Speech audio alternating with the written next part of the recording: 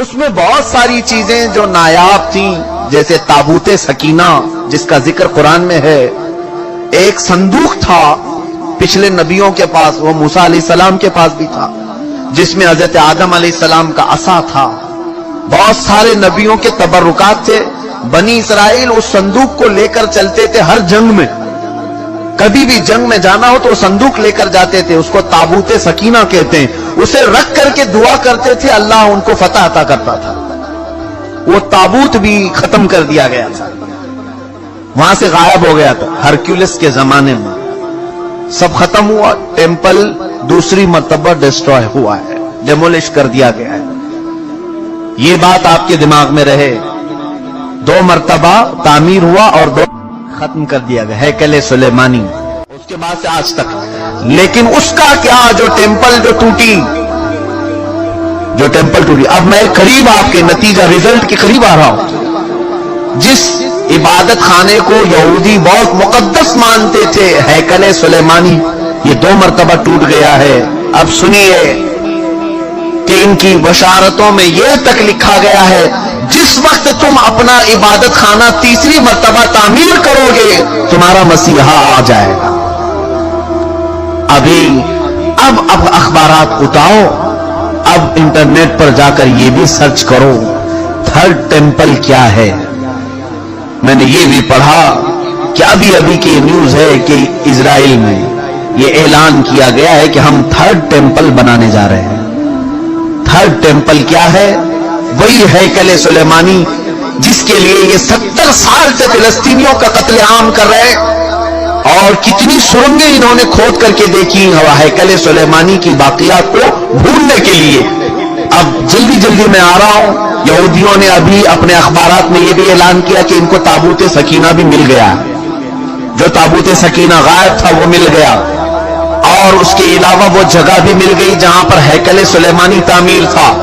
اب ان کو یہ خبر ہو گئی، آپ کو یہ ایگریمنٹ میں یاد دلاؤں کہ آج سے 70 سال پہلے سن 1948 کے قریب، جب بیت المقدس کے قریب یہودی جا کر رہنے لگے، اسرائیل ایک ملک کی شکل میں آیا، تو ایک ایگریمنٹ عرب ملکوں کے ساتھ یہ پاس ہوا تھا کہ یہ جہاں چاہیں رہیں اسرائیل میں، لیکن بیت المقدس کو ہاتھ نہیں لگائیں گے اور مسلمانوں کو جانے سے نہیں روکیں گے۔ تو انہوں نے سائن بھی کیا تھا، اور ان کا خیال یہ تھا کہ بیت المقدس الگ چیز ہے، ہمارا ہیکل سلیمانی الگ چیز ہے۔ لیکن اب جا کر انہیں یہ خبر ملی کہ ٹامب آف راک جس کو کہتے ہیں، جو پیلا گنبد مسجد اقصی کا دکھتا ہے، اب یہودیوں نے یہ اپنی تحقیقات میں کہا ہے ہیکل سلیمانی وہی تھا جہاں یہ ٹامب آف راک بنا ہوا ہے۔ اب ان کے لیے نہایت ضروری ہو گیا ہے کہ بیت المقدس کو شہید کر دیا جائے۔ ٹامب آف راک جس کو کہتے ہیں، یہ پیلا گنبد، قبۃ الصخرہ اس کا نام ہے، اس کو شہید کر دیا جائے، اور اس کا اعلان ہو چکا۔ اور چوتھی ایک اور بشارت سن لیجیے، جہاں پر مسجد اقصی قائم ہے، یہ یروشلم ہے۔ میں ان تمام باتوں کو جو پیش کر رہا ہوں، قانونی اعتبار سے بہت سارے لوگ سمجھتے ہیں ان پیچیدگیوں کو، جس نے بھی یہودیوں کے متعلق بات کی ہے اس کا قتل کر دیا جاتا ہے، مار دیا جاتا ہے۔ میں بار بار اس کا اعتراف کرتا ہوں، مجھے اس کی پرواہ نہیں، ہاں اس کی پرواہ ضرور ہے کہ میں امت مصطفیٰ کو ان کی امانتیں سپرد کر کے جاؤں۔ کتمان علم حرام ہے۔ چوتھی ایک اور بشارت ان کے متعلق یہ آئی ہے کہ کب آئے گا ان کا مسیح دجال۔ یہ بھی کہا گیا ہے کہ یروشلم میں جب تمہاری حکومت کا سینٹر ہوگا، تب تمہارا مسیح اتر کر آ جائے گا، تمہارا مسیحا آ جائے گا۔ اب تک اسرائیل کا کیپٹل سٹی یروشلم نہیں تھا، آج تک نہیں تھا۔ اور آپ کو ابھی پچھلے سال پتا چلا ہوگا، امریکہ کے صدر ٹرمپ نے یہ اعلان کیا کہ میں امریکن ایمبیسی یروشلم منتقل کر رہا ہوں۔ جو اسرائیل میں اس کی ایمبیسی تھی، ظاہر سی بات ہے ایمبیسی وہاں ہوتی ہے جہاں ملک کی کیپٹل سٹی ہوتی ہے، راجدھانی۔ دلی میں سارے ملکوں کی ایمبیسیاں موجود ہیں، سفارت خانے دلی میں ہوتے ہیں۔ اسی طرح سے اسرائیل کے اندر جتنے بھی ملکوں کی ایمبیسیاں ہیں وہ تل ابیب میں تھیں، تل ابیب۔ لیکن اب اسے منتقل کر کے ٹرانسفر کر کے یروشلم میں لایا گیا، اور یہ اس بات کا اعلان ہے کہ یروشلم اب یہودیوں کا مرکز حکومت بننے جا رہا ہے 2019 میں. یہ اعلان ہوگا کہ 2019 میں یروشلم اب پورے ہندوستان، پورے اسرائیل کا مرکز ہوگا، کیپٹل سٹی ہوگا. اور یہ ان کی بشارتوں میں لکھا گیا ہے کہ جس وقت یروشلم تمہارا دارالخلافہ بن جائے، دارالحکومت بن جائے، مسیحا تمہارا آنے والا ہے. میں نے کتنی چیزیں بتائی. مقدس کتابوں کے اعتبار سے اگر دیکھا جائے وہ لال بچیا بھی آ گئی. تھرڈ ٹیمپل کا ڈیزائن تیار ہو چکا، انٹرنیٹ پر یہ بھی دیکھنے کو ملا. میں نے یہ بھی سرچ کر کے دیکھا تو آج بیت المقدس جس جگہ پر واقع ہے اس کا گوگل میپ اگر نکالا جائے تو گوگل میپ میں سے بیت المقدس کو ہٹا کر کے تھرڈ ٹیمپل کی عمارت رکھی گئی. مجوزہ ابھی بنی نہیں ہے لیکن اس کی عمارت پیش کر کے دکھایا گیا پوری دنیا کو. اب ان یہودیوں کو خوف نہیں کسی سے، اس لیے کہ ہر عرب ملک کے بادشاہ میں انہوں نے اپنی زبان رکھی ہے. ہر عرب ملک کا بادشاہ ان کا پٹھو بنا ہوا ہے، ان کا خادم ہے. اب انہیں یقین ہے کہ مسلمانوں کی طرف سے آواز نہیں آنے والی ہے، ہم نے سبوں کو خرید لیا ہے. آپ کو یہ تک خبر نہیں ہوگی کہ تقریباً اسلامی ممالک نام سے جتنے آج جانے جاتے ہیں، ہر مسلمان بادشاہ کے گھر میں یہودی عورتیں پہنچی ہوئی، ان کی بیویاں یہودیاں ہیں. تقریباً ملکوں کی بات میں بتاؤں، بڑے پلاننگ کے ساتھ، بڑے منصوبوں کے ساتھ. میرے عزیزوں، حالات بہت عجیب و غریب ہیں، لیکن میں یہ بتانے جا رہا ہوں کہ اب اگلے جو آنے والے دن ہیں یہ ہمارے لیے بڑے چیلنجز کے ہیں اور بہت بڑے فتنے کے ہیں. جو دجال کے آنے کی علامتیں بیان کی گئی تھی تقریباً وجود میں آ گئی. اور ایک سنیے، حدیث رسول کریم صلی اللہ تعالی علیہ وسلم کے اعتبار سے دریائے تبری کا ذکر ہے. ایک دریا ہے جو اسرائیل اور فلسطین کے بیچ میں بہتا ہے. اس دریا کے متعلق یہ بھی فرمایا گیا جس وقت دریائے تبری سوکھ جائے دجال ظاہر ہوگا. اب دریائے تبری کے متعلق ہم نے خبر معلوم کی تو صرف 2.5 فٹ پانی بچا ہوا ہے، 2.5 فٹ پانی بچا ہوا ہے. اب یہ تمام علامتیں کیا مسلمانوں کو بیدار کرنے کے لیے کافی نہیں ہے؟ پھر بھی آج ہم پورے طور پر ایسی غفلت کی نیند سو رہے ہیں جیسے ہمیں کچھ خبر ہی نہیں ہے. عزیزان گرامی وقار، قربان جاؤ میرے آقا کونین صلی اللہ علیہ وسلم کی خبروں پر دوسری قوموں کے پاس ایسا کوئی نہیں جو انہیں آگے کی بات بتایا ہو سوائے ہمارے پاس جو محمد رسول اللہ نے بتایا. رسول کریم صلی اللہ تعالی علیہ وسلم نے ہمیں قیامت تک کی باتیں ایسے کھول کر بیان کی ہے، ایسے بیان کی ہے کہ جس میں ایک رتی برابر بھی شک نہیں کیا جا سکتا. لیکن اس کے باوجود انہی کی امت سب سے زیادہ غفلت کی شکار ہے اور پوری دوسری قومیں تیاری میں ہیں، تیاری میں پوری عیسائیت تیاری میں ہے، پوری یہودیت تیاری میں ہے. اور آپ کو معلوم اب یہ تھرڈ ٹیمپل بنا کر کے رہیں گے، یہ بنائیں گے جس کے لیے اب مسجد اقصی کو شہید کرنا پڑے گا، بیت المقدس کو شہید کرنا پڑے گا. تو ایک خوف تو ہے، حکومتیں اگر آواز نہیں اٹھائیں گی تو قوم تو اٹھ جائے گی. مسلمان ابھی مرے نہیں، ایمان اب بھی زندہ ہے. تو یہ خوف ہے، اس کے لیے اب ڈائریکٹ مسجد اقصی پر حملہ نہیں کیا جائے گا.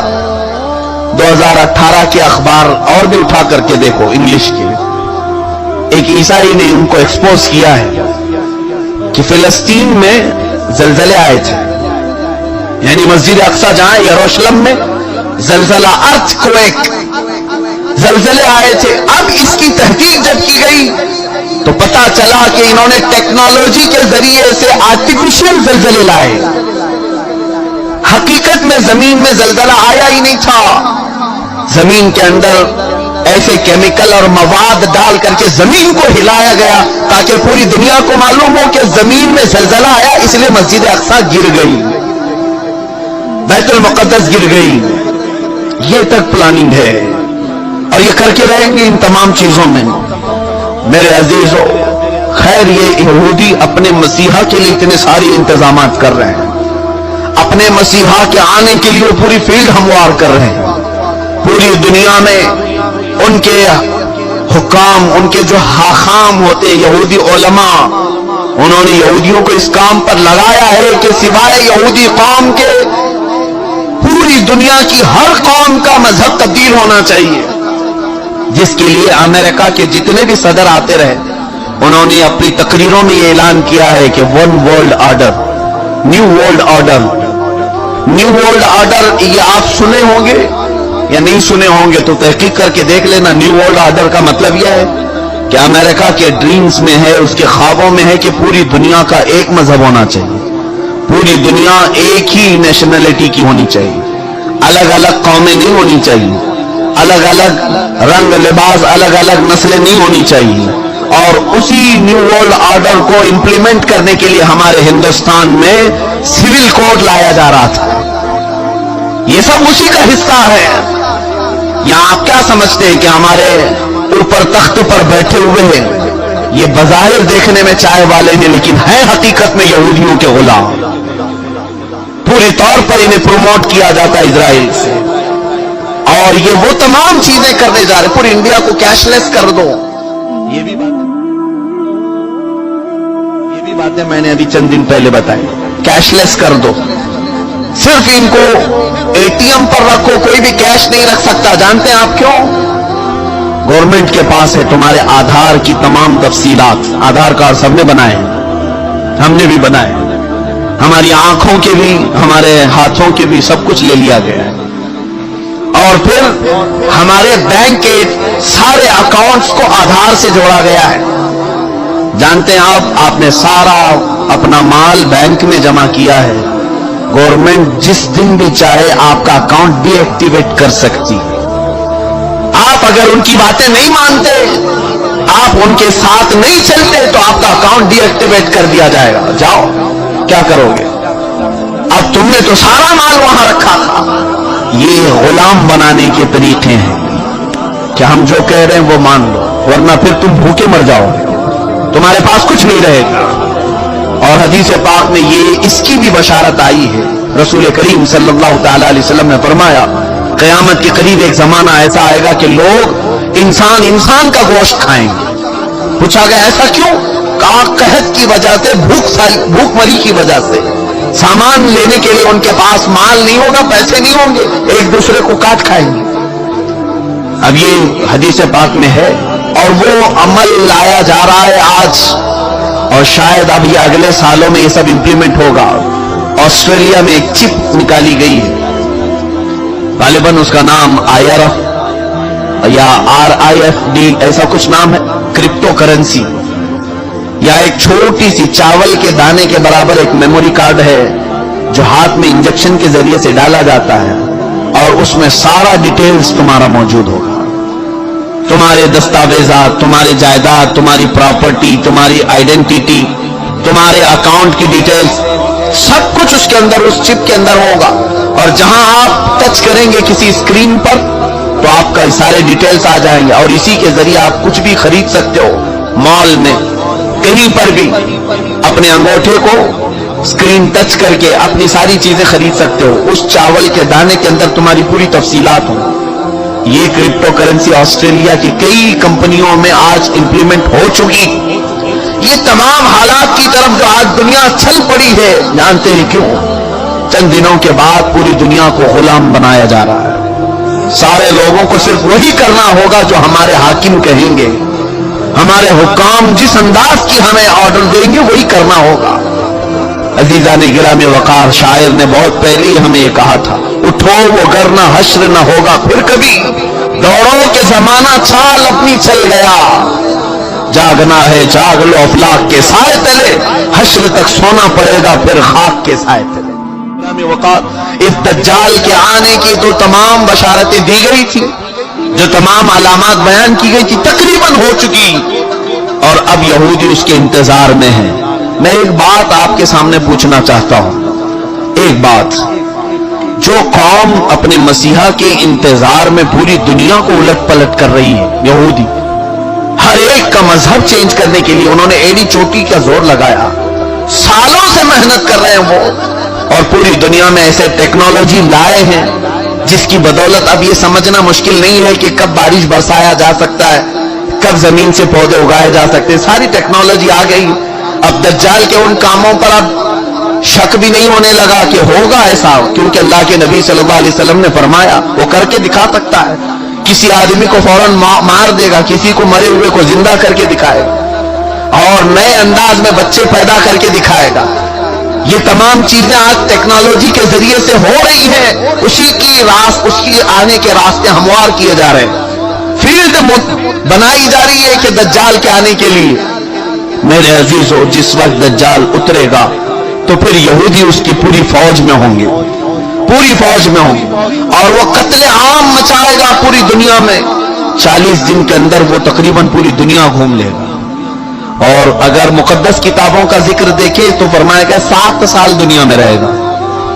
دوسری کتابوں کی عبارات یہ بتاتی ہے 7 سال رہے گا، جس میں سے 3.5 سال آدھا جو اس کا زندگی کا وقت ہے وہ صرف اور صرف اسلام اور مسلمانوں کو قتل کرنے میں گزارے گا، ختم کرنے میں گزارے گا، اور اس کے لیے ساری حکومتیں اس کا ساتھ دیں گی. اور باقی کے 3.5 سال جب امام مہدی کا بھی ظہور ہو چکا ہوگا اور حضرت عیسیٰ علیہ السلام بھی آ چکے ہوں گے، اور پھر وہ اس کا مقابلہ کر کے اسے ختم بھی کریں گے. یہ ہے بعد کی بات. لیکن میں ایک چیز جو کہنے جا رہا تھا وہ یہ ہے، جو قوم اپنے مسیحا کے آنے کے لیے کیا کیا چیزیں کر رہی ہیں. 3rd ٹیمپل بنانا یہ کوئی معمولی کام نہیں تھا، لیکن وہ بنانے کے سارے پروجیکٹ تیار کر لیے. اب وہ کوئن بھی انہوں نے بنا دیا، وہ بھی میں نے دیکھا کہ اس میں داخل ہونے والے کے لیے وہ کوئن لینا ضروری ہے، سونے کا یا چاندی کا سکہ ہے، جس پر وہ 3rd ٹیمپل کی فوٹو بھی ہے کہ وہ کوئن جس کے پاس ہوگا وہی ڈال کر کے اس کے اندر جائے گا. یہ سب تیاریاں ہیں، ساری تیاریاں ہیں، اور یہ ساری تیاریاں اپنے ایک مسیحا کے آنے کے لیے وہ کر سکتے ہیں. تف ہے ہماری زندگی پر کہ ہم اپنے نبی کو ان سے زیادہ چاہتے ہیں، لیکن اپنے نبی کی ملاقات کے لیے کوئی ایک بندہ بھی گناہ چھوڑنے کو تیار نہیں. کیا ہم میں سے کسی کو یہ یقین نہیں کہ ہم اپنے آقا سے مل سکتے ہیں یا نہیں؟ بلکہ یقین ہونا چاہیے کہ جس وقت وہ کرم نوازی پر آئے اپنے ہر امتی کو اپنے دیدار سے مشرف کر سکتے ہیں. آقا کونین رسول پاک صلی اللہ تعالی علیہ وسلم اپنے دیدار سے مشرف کریں، یہ ناممکن بات نہیں. لیکن پوری امت آج رسول کریم صلی اللہ تعالی علیہ وسلم کے انتظار کے لیے کون سا عمل کرتی ہے؟ حضور کے دیدار کے لیے آپ میں سے کس کی چینجنگ ہے؟ وہ یہودی پوری دنیا میں الٹ پلٹ کر رہے اپنے ایک دجال کے آنے کے لیے، اور امت مصطفیٰ صلی اللہ تعالی علیہ وسلم جس کو یہ معلوم ہے کہ اگر آج میں بیٹھ کر کے رو دوں تو مدینے کے تاجدار بے قرار ہو کر میرے گھر تشریف لائے گا، اس کے باوجود ہماری پوری رات اس موبائل کے اپلیکیشن میں گزرتی ہے، گیم کھیلنے میں گزرتی ہے، دوسروں کی غیبت اور کتوں پر بیٹھ کر چغلیاں کرنے میں گزرتی ہے. عزیزان گرامی وقار، اب یہ جو اگلے سال آنے والے ہیں یہ میری ذمہ داری تھی، میں نے آپ کو بتا دیا. الرٹ ہونا تمہارا کام ہے، آگاہ ہونا تمہارا کام ہے. اب بھی اگر نہ سنبھلو گے تو علامہ اقبال نے بہت پہلے یہ کہا تھا، نہ سنبھلو گے تو مٹ جاؤ گے اے ہندی مسلمانوں.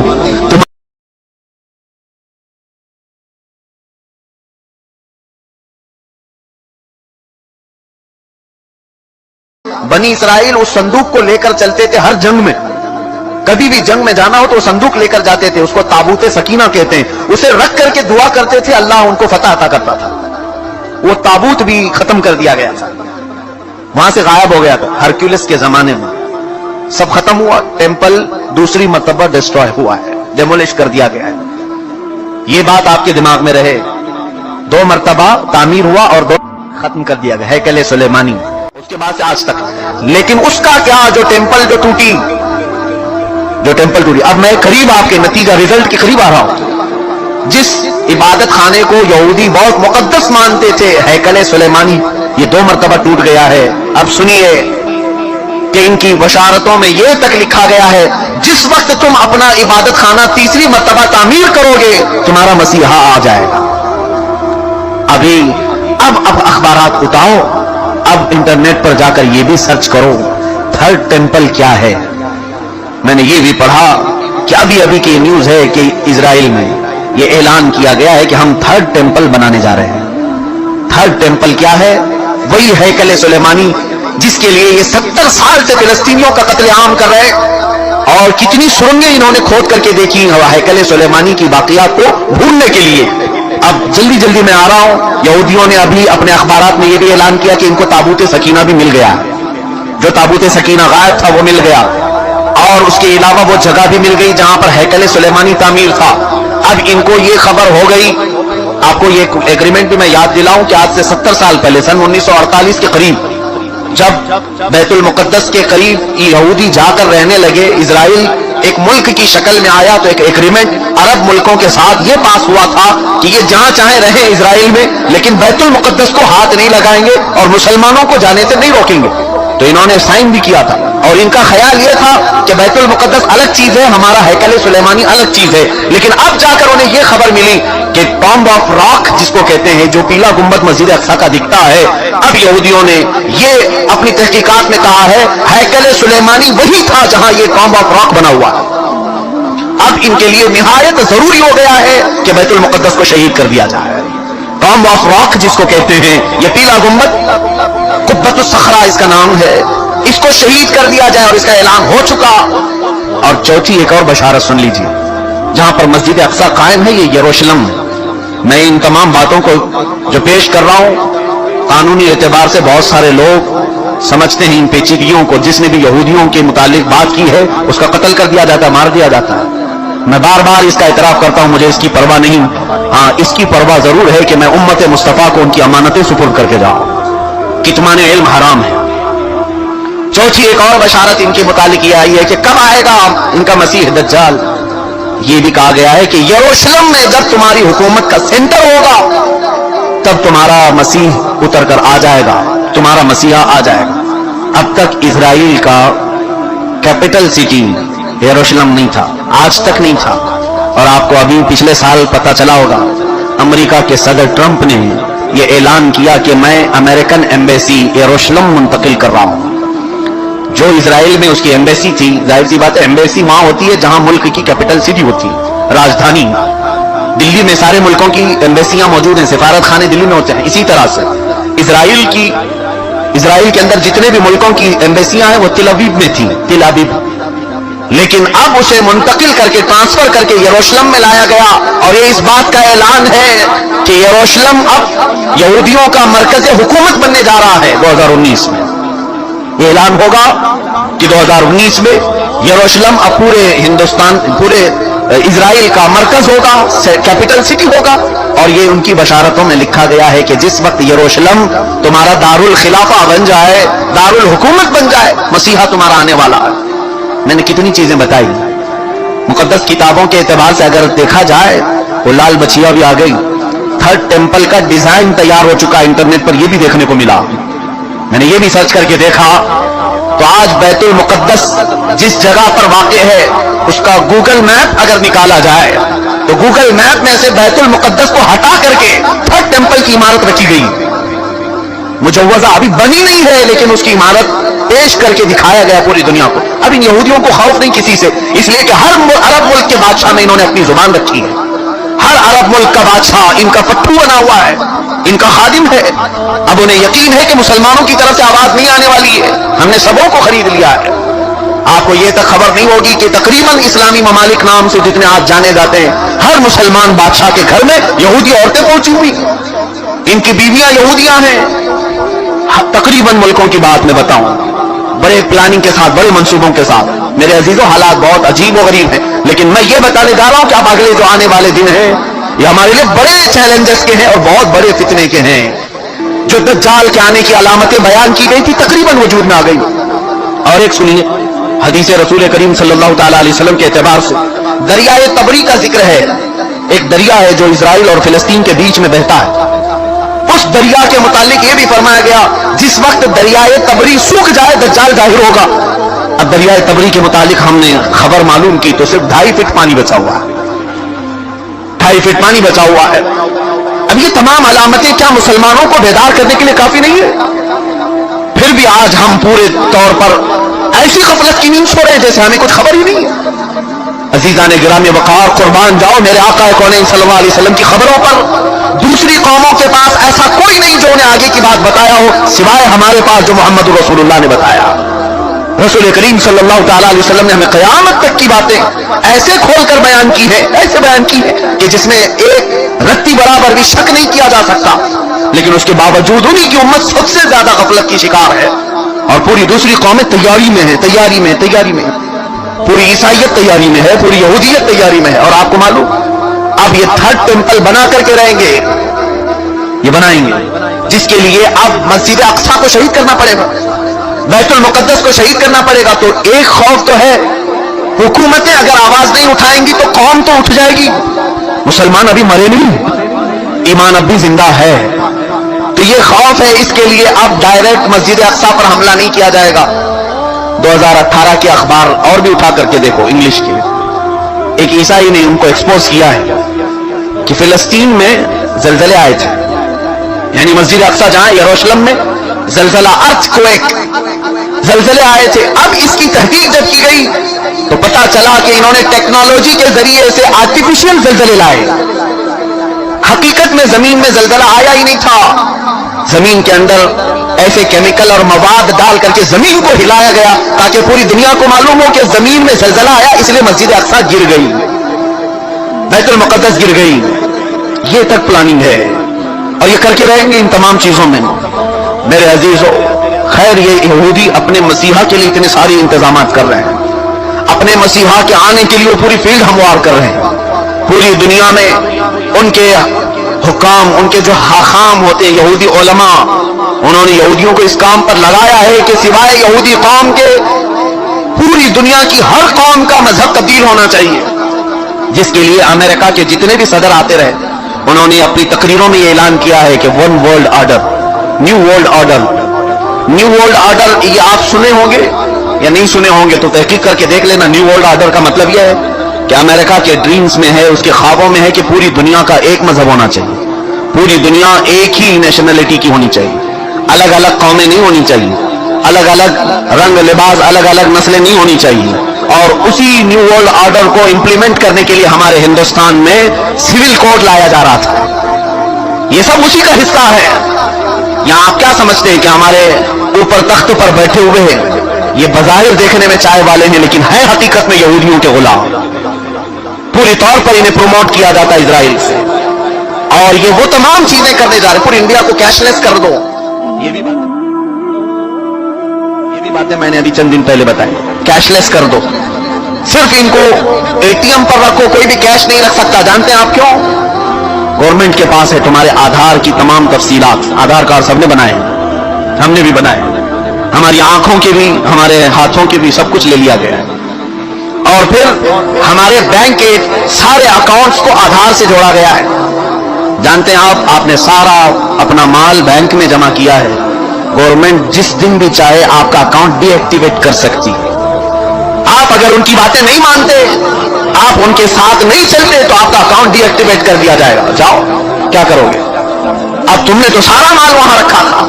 یہ غلام بنانے کے طریقے ہیں کہ ہم جو کہہ رہے ہیں وہ مان لو، ورنہ پھر تم بھوکے مر جاؤ گے، تمہارے پاس کچھ نہیں رہے گا۔ اور حدیث پاک میں یہ اس کی بھی بشارت آئی ہے، رسول کریم صلی اللہ تعالی علیہ وسلم نے فرمایا قیامت کے قریب ایک زمانہ ایسا آئے گا کہ لوگ انسان کا گوشت کھائیں گے۔ پوچھا گیا ایسا کیوں؟ کہا قحط کی وجہ سے، بھوک مری کی وجہ سے، سامان لینے کے لیے ان کے پاس مال نہیں ہوگا، پیسے نہیں ہوں گے، ایک دوسرے کو کاٹ کھائیں گے۔ اب یہ حدیث پاک میں ہے، اور وہ عمل لایا جا رہا ہے آج، اور شاید اب یہ اگلے سالوں میں یہ سب امپلیمنٹ ہوگا۔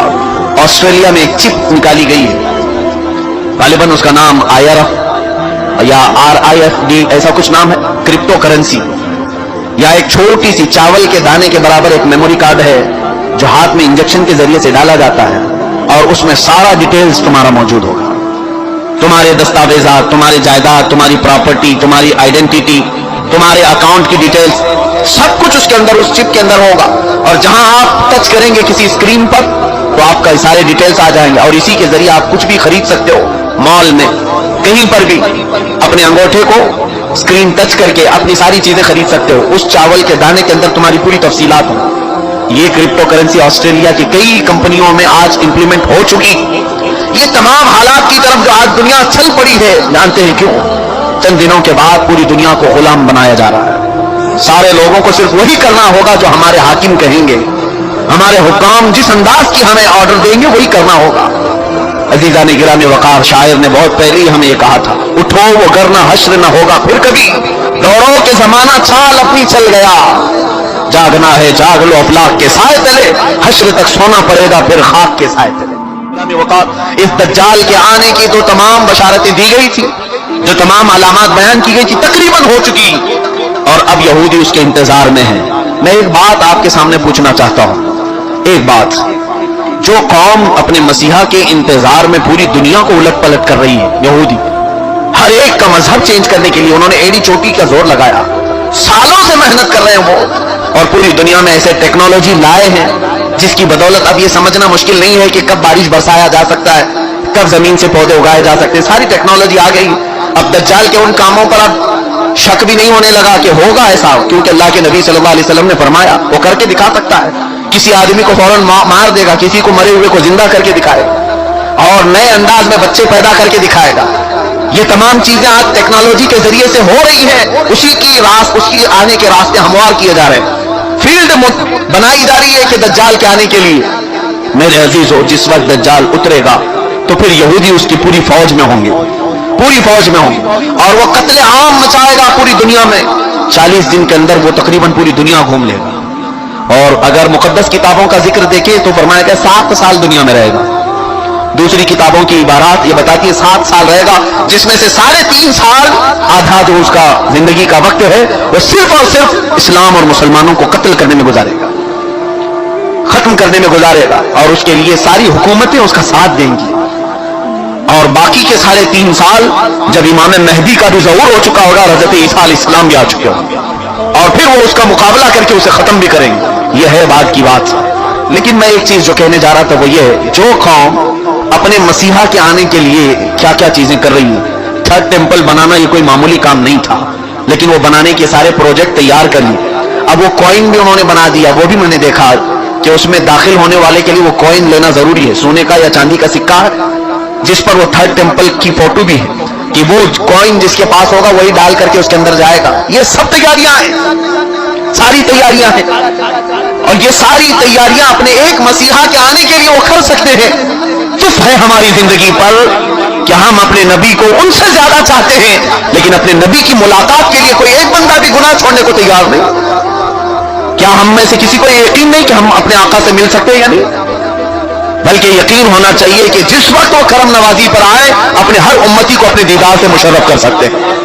آقا کونین رسول پاک صلی اللہ تعالیٰ علیہ وسلم اپنے دیدار سے مشرف کریں، یہ ناممکن بات نہیں، لیکن پوری امت آج رسول کریم صلی اللہ تعالیٰ علیہ وسلم کے انتظار کے لیے کون سا عمل کرتی ہے؟ حضور کے دیدار کے لیے آپ میں سے کس کی چینجنگ ہے؟ وہ یہودی پوری دنیا میں الٹ پلٹ کر رہے اپنے ایک دجال کے آنے کے لیے، اور امت مصطفیٰ صلی اللہ تعالیٰ علیہ وسلم جس کو یہ معلوم ہے کہ اگر آج میں بیٹھ کر کے رو دوں تو مدینے کے تاجدار بے خبر بعد میں ہے، لیکن جو چہرے کا جمال دیکھتا وہ مجمع میں بیٹھ کر کے ہی دل سے توبہ کرنے لگ جاتا۔ 1-2 نہیں، ہزاروں کو ہم نے دیکھا، اور کئی کفار و مشرکین بھی ایسے ہیں کہ جو کفر میں پیدا ہوئے اور کفر میں پلے بڑھے، لیکن جب وہ بارگاہ تاج الشریعہ میں آئے تھے تو انہوں نے صرف حسن و جمال کو دیکھا اور دائرہ اسلام میں داخل ہوئے۔ ایسی کئی مثالیں ہمارے پاس موجود ہیں۔ بغداد کے رہنے والے شیخ عمر سلیم الاعظمی وہ اب بھی موجود ہے، امام اعظم ابو حنیفہ رحمۃ اللہ تعالیٰ علیہ کی اولاد میں سے ہیں، اور برسوں مسجد امام اعظم ابو حنیفہ میں انہوں نے امامت کی۔ بغداد کے جب حالات خراب ہوئے تھے، 2003 کی بات میں کہہ رہا ہوں، 2003 سے 5 کے بیچ میں ہزاروں علماء وہاں سے ہجرت کر کے چلے آئے۔ انہی ہجرت کرنے والے علماء میں سے ایک عالم باعمل، ایک بڑے محدث جلیل علامہ عمر سلیم الاعظمی، یہ بغداد سے چلے تھے اور بریلی شریف آئے ہیں۔ حضور تاج الشریعہ رحمۃ اللہ تعالیٰ علیہ کے مہمان بنے۔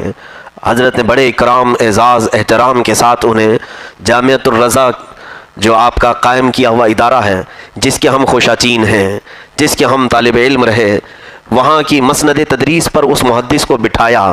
تاج الشریعہ کے حکم پر انہوں نے مسند تدریس سنبھالا، طلباء کو عربی پڑھاتے رہے۔ بغداد ہم ہر سال آج بھی جاتے ہیں، وہاں مشائخ کی کمی نہیں ہے، وہاں علماء کی کمی نہیں ہے، بلکہ وہاں تو اولیاء کاملین کا مرکز رہا ہے۔ بغداد آج بھی ہے، ہر طرف کے مشائخ وہاں آتے ہیں۔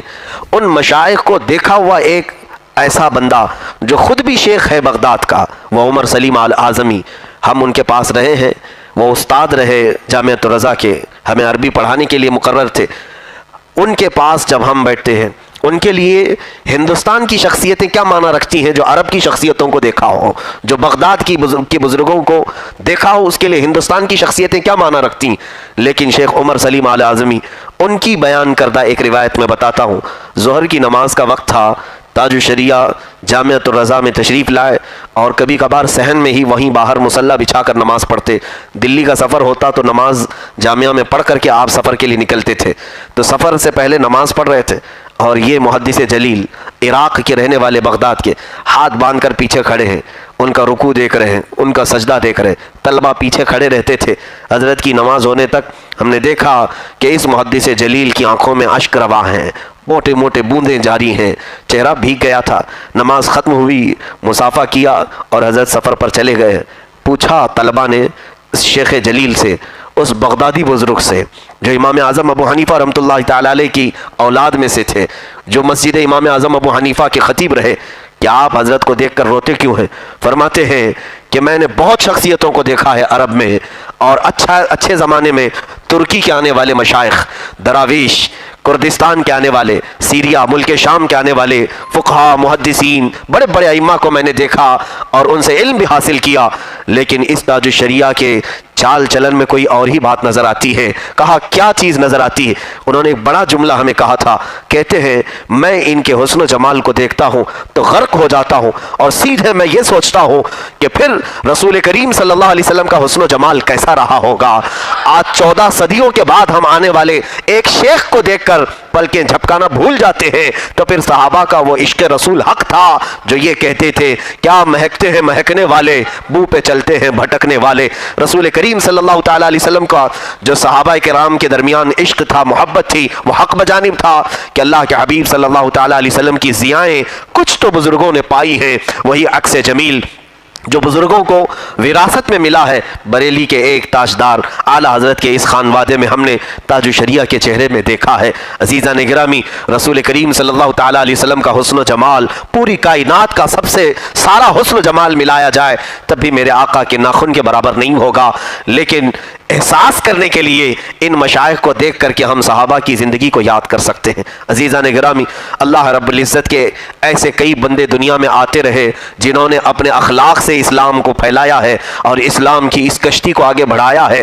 تاج الشریعہ رحمۃ اللہ تعالیٰ علیہ کے شب و روز ہم نے دیکھے ہیں، تقوی و طہارت، علم و عمل، ایسے اللہ نے انہیں ودیعت کی تھی۔ ان کے ساتھ رہنے والے کئی بزرگ آج بھی ہیں۔ گجرات میں ایک حضرت ہیں، ان سے ہماری ملاقات ہوئی تھی آج سے کافی سال پہلے، میرے طالب علمی کے زمانے میں۔ وہ حضور تاج الشریعہ کے ہم جماعت تھے۔ منظر اسلام جو اعلیٰ حضرت کا قائم کیا ہوا ادارہ بریلی شریف میں ہے، اس میں پڑھتے تھے۔ تاج الشریعہ نے وہاں پر تعلیم حاصل کی، تو پڑھنے کے زمانے میں بھی آپ کی آنکھیں بڑی کمزوری کے ضعف و نقاہت کی شکار تھیں۔ فرماتے ہیں وہ حضرت جو حضور سیدی تاج الشریعہ کے ہم سبق ساتھی رہے، کہتے ہیں کہ ہم نے مولانا اختر رضا خان صاحب کو دیکھا ہے طالب علمی کے زمانے میں، وقت کی اتنی پابندی کرتے ہیں کہ بڑے خاندانوں والے اس طرح سے ہوتے نہیں، عام طور پر نازوں کے پلے ہوئے بچے ہوتے ہیں جن کے باپ پیر ہوں، جن کے دادا پیر ہوں، اور جن کا گھرانہ پورے ہندوستان کی قیادت کر رہا ہو۔ اس گھرانے میں پلنے والا بچہ بڑے لاڈ اور پیار سے پلتا ہے، نازوں کا ہوتا ہے، لیکن ہم دیکھتے کہ فجر کی نماز سے پہلے مسجد رضا میں پہلی صف میں یہ بیٹھے ہوئے ہوتے ہیں فجر کی نماز میں، اور درسگاہ کا وقت شروع ہوتا فجر کی نماز کے بعد تو تھوڑی ہی دیر پڑھتے تھے۔ کتاب پڑھنے کے بعد حضرت رضی اللہ تعالیٰ عنہ کا جو مزار مبارک ہے، اسی سے متصل مفتی اعظم ہند کا مزار ہے، وہیں پر حجت الاسلام علامہ حامد رضا خان کا مزار ہے۔ یہ مزارات مسجد رضا سے لگ کر کے ہی ہیں قریب میں۔ حضور تاج الشریعہ کے متعلق ان کے ساتھی فرماتے ہیں، ہم دیکھتے ہیں کہ چوکھٹ کے باہر یہ کھڑے رہتے تھے، آنکھ بند کر کے کتاب سینے سے لگا کر 1 گھنٹہ 1.5 گھنٹہ کبھی کبھار 2 گھنٹے وہیں چوکھٹ کے پاس کھڑے رہتے، किताब इधर क्लास में पढ़ते, दरसगाह में पढ़ते और उसके बाद किताब लेकर सीने से लगाकर उन मज़ारात औलिया के सामने खड़े रहते थे। और जब दरसगाह ख़त्म होती, घंटियाँ पूरी हो जाती, तो वही किताब दबा करके अपने घर चले जाते थे। ये मामूल उनका कई दिनों तक था, कई दिनों तक, हत्ता कि इम्तिहान के औकात आते थे। इम्तिहान के दौरान उनके साथी फरमाते हैं कि सबसे पहले फजर के बाद आकर उसी चौखट के पास जहाँ उनका खड़े होने का मकाम था, किताब सीने से लगाए और आंखें बंद की उस चौखट के पास खड़े रहते। लोग फातिहा के लिए अंदर जाते हैं, फूल पेश करते हैं, चादर पेश करते हैं, मगर उसी आला हजरत का ये पोता, उसी आला हजरत का ये नवासा चौखट के बाहर खड़ा रहता और घंटे 2 घंटे तक न जाने क्या चीज़ होती। फिर जब आपकी फरागत हुई तो ताजुल शरिया के वो साथी फरमाते हैं, हमें ये यकीन हुआ कि ये दरसगाह में असातिज़ा से किताब खोल कर पढ़ते हैं और चौखट के बाहर किताब बंद कर आला हजरत से पढ़ा करते हैं। ये मुफ्ती आज़म हिंद रहमतुल्लाह ताला अलैह का फैज़ लिया करते हैं। ये सिलसिला कई साल तक चला और हमें बाद में पता चला कि इल्म व हुनर का बहरे बेकरां कहाँ से आया। ये फैज़ उलमा असातीन मिल्लत औलिया से हासिल किया हुआ था। याद रखो मेरे अजीज़ों, इल्म जो मेहनत से मिलता है, वो 80 साल मेहनत करने के बाद जो इल्म मिलता है उसका मकाम अलग होता है, और जो इल्म नज़रों से मिलता है उसका मकाम बहुत अलग होता है। एक मेहनत से हासिल किया हुआ इल्म जिसको इल्म कसबी कहते हैं, और एक इल्म वो है जो अल्लाह की तरफ से गैब से दिया जाता है, वो इल्म लदुन्नी होता है। वो तो रातों रात भी मिल जाता है, सुबह से शाम में भी मिल जाता है। ऐसे बहुत सारे औलिया कामिलीन हैं जिनको अल्लाह रब्बुल इज्जत ने माँ की गोद में ही इल्म दीन अता फरमाया है। उन्हीं शख्सियात में मैंने हुज़ूर ताजुल शरिया बदरुल तरीक़ा को देखा है। अल्लाह अकबर, हदीस का इल्म उसमें वो अब तन्हा नजर आते थे, फ़िक़ह का इल्म उसमें वो तन्हा नजर आते थे, तफसीर का इल्म उसमें वो तन्हा नजर आते थे, मंतिक का इल्म इस उम्र में, जब आपकी उम्र आखिरी ज़माने की बात मैं कर रहा हूँ, आपकी ज़ाहिरी ज़िंदगी की, कि हम जब आपके यहाँ पढ़ने के लिए मौजूद थे कई कमज़ोरियाँ लाहिक थीं, बावजूद उसके मंतिक का इल्म ऐसा है जिसको जवान असातिज़ा पढ़ाते हैं आम तौर पर तो भी पेशानी पर पसीने आ जाते हैं। ये एक खुश्क फन माना जाता है। मदारिस इस्लामिया में पढ़ने वाले तलबा अच्छी तरह से जानते हैं, असातिज़ा पढ़ाते पढ़ाते थक जाते हैं, और एक ऐसी किताब जो उसूल की है, जो मंतिक की है, वो जब असातिज़ा पढ़ाकर थक जाते हैं तो हुज़ूर ताजुल शरिया के पास वो ऐसी पेचीदा इबारतों के लिए तलबा को भेज देते। मैं खुद कई इबारतें लेकर के हाजिर आया हूँ।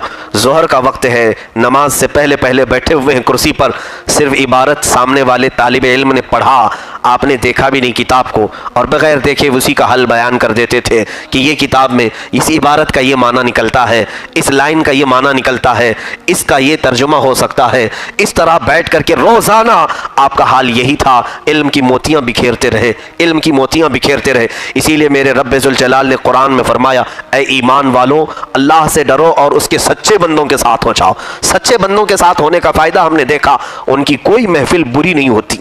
सच्चों के साथ बैठा करो, उठा करो। ए मेरे अजीज़ों, आज महफिलें तलाश क्यों नहीं करते उलमाए बाअमल की? आप सीखें ना सीखें, उनकी मजलिसों में बैठ करके उठ तो आया करो। थोड़ी देर जो तुम वक्त गुजारोगे उन उलमाए बाअमल और सालिहीन की महफिलों में, देखना तुम्हारे दिल से गुनाहों की मोहब्बत ख़त्म होगी, तुम्हारी आंखें हयादार हो जाएंगी। उन मजालिस में बैठने के बाद गैब से तुम्हें ऐसा एहसास होगा कि इल्म के लिए मेरा सीना खुलता जा रहा है, कुशादा हो रहा है। हमने वहाँ उन महफिलों में यही देखा। होता क्या है, यहाँ दूसरी महफिलें गीबत के लिए ही तो सजाई जाती, उसकी बुराई, इसकी बुराई, उसकी चुगली, इसकी चुगली, किसने क्या किया, कौन कहाँ क्या क्या कर रहा है, इन्हीं चीज़ों के लिए तो यहाँ महफिलें होती। कसम रब्बे ज़ुल जलाल की, तकरीबन 6 साल के अरसे में एक रात या एक दिन या एक मजलिस हमने ऐसी नहीं देखी कि उनकी बारगाह में बैठ करके कोई गीबत कर रहा हो या वो किसी की महफिल में किसी की बातें कर रहे हों। आपकी हर मजलिस में, हर महफिल में या तो कोई हदीस की किताब कोई पढ़ रहा है और आप उसकी तशरीह बयान कर रहे हैं, या तो खुद वजीफा पढ़ रहे हैं और लोगों को पढ़ने की इजाज़त दे रहे हैं, या वो भी नहीं तो दूर दराज से आए हुए लोगों को वसीयत कर रहे हैं, मुरीद बना रहे हैं और उन्हें तलकीन कर रहे हैं कि तुम वादा करो कि हर बुराई से बचता रहूंगा, हर फर्ज हर वाजिब को उनके वक्तों पे अदा करता रहूंगा।